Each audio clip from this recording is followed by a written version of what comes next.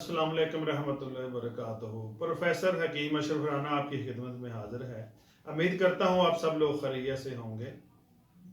ऐसे मर्द हजरात जो कहते हैं कि हमारी टाइमिंग और सख्ती ख़त्म हो गई है, उनके लिए मैं एक बेहतरीन तोहफा लेके आया हूँ।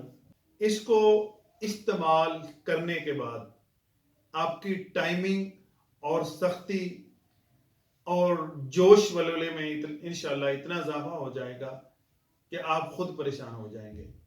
इसको इस्तेमाल करने के बाद आप हम बिस्तरी एक दफा करें, दो दफा करें, तीन दफा करें, आपकी ना ही टाइमिंग पे फर्क पड़ेगा और ना सख्ती आपकी डाउन होगी।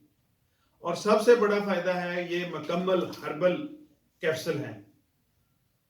आपको नदामत, परेशानी और बेइज्जती से बचाते हैं।